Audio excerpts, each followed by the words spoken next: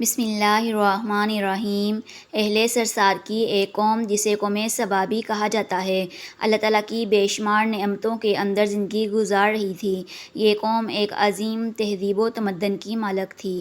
حضرت داؤد علیہ السلام اور حضرت سلیمان علیہ السلام کی باعظمت حکومتوں کے بعد ان کی حکومت زبان زد خاص و عام تھی۔ کہا جاتا ہے کہ یہ لوگ گندم کے مغز سے آٹا پیس کر روٹیاں پکاتے تھے، لیکن اس کے برعکس وہ اس قدر اسراف کرنے والے اور نہ شکرے تھے کہ انہی روٹیوں کے ساتھ بچوں کا پاخانہ صاف کرتے تھے۔ باعث ان آلودہ روٹیوں کو اکٹھا کرنے سے ایک پہاڑ بن گیا تھا۔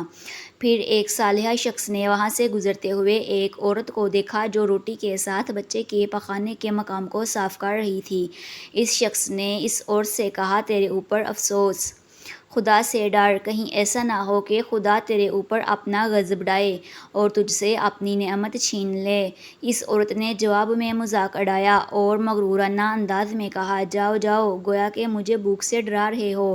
جب تک سرسار جاری ہے مجھے بھوک سے کسی قسم کا کوئی خوف نہیں ہے۔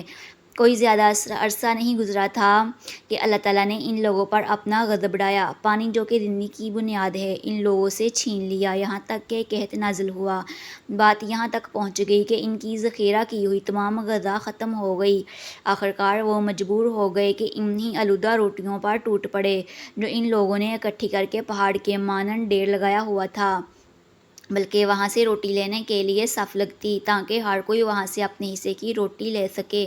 کفران نعمت، قحط اور ان کی بدحالی کے بارے میں متعدد روایات موجود ہیں۔ سورہ نحل کی آیت نمبر 112 اور 113 میں یوں ارشاد ہوتا ہے، اور اللہ نے اس بستی کی بھی مثال بیان کی ہے جو محفوظ اور مطمئن تھی، اس کا رزق ہر طرف سے باقاعدہ آ رہا تھا، لیکن اس بستی کے رہنے والوں نے اللہ کی نعمتوں کا انکار کیا تو خدا نے انہیں بھوک اور پیاس کا مزہ چکھایا، صرف ان کے ان اعمال کی بنا پر کہ جو وہ انجام دے رہے تھے، اور یقیناً ان کے پاس رسول آیا تو ان لوگوں نے ان کو جھٹلایا اور پھر ان تک عذاب آ پہنچا کہ یہ سب ظلم کرنے والے تھے۔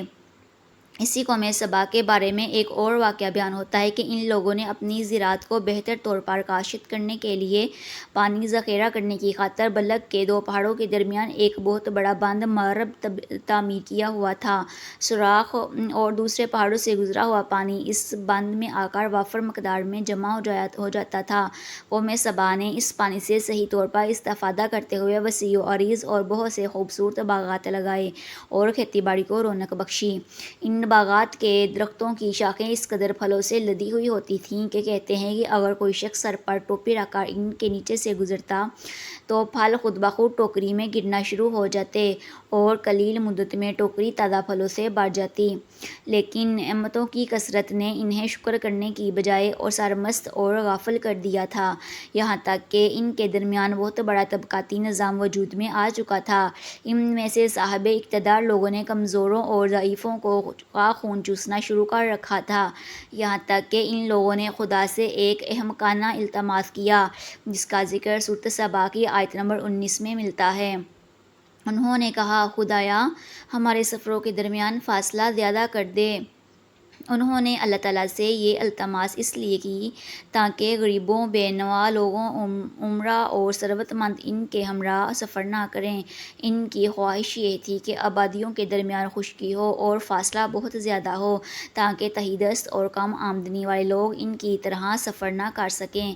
اللہ تعالیٰ نے ان مغرور پیٹ کے پجاریوں پر اپنا غضب نازل کیا۔ بعض روایتوں کے مطابق ان مغرور لوگوں کی آنکھوں سے دور صحرائی چوہوں نے مرب نامی بند کی دیواروں پر حملہ کر کے انہیں اندر سے کھوکھلا کر دیا۔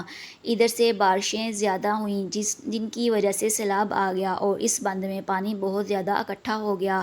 اچانک بند کی دیواریں ٹوٹیں، اس سے ایک بہت بڑا سیلاب آیا جس میں تمام دیہات، آبادیاں، مال مویشی، باغات، کھیتیاں، ان کے محل اور گھر پانی میں غرق ہو کر نابود ہو گئے۔ ان کے باغات اور زراعت میں سے صرف بیری کے درخت اور کچھ جھاڑیاں بچی تھیں۔ خوش الحان پرندے وہاں سے کوچ کر گئے تھے، جبکہ الوؤں اور کووں نے قوم سبا کے کھنڈرات میں اپنے گھونسلے بنا لیے تھے۔ اس بات کا ذکر سورہ سبا کی آیت نمبر 15 اور 16 میں ملتا ہے، اور آخر میں سورۃ سبا کی آیت نمبر 17 میں قرآن کریم میں اس واقعہ کا یوں نتیجہ نکلتا ہے، یہ ہم نے ان کی ناشکری کی سزا دی ہے اور ہم ناشکروں کے علاوہ کسی کو سزا نہیں دیتے ہیں۔ بے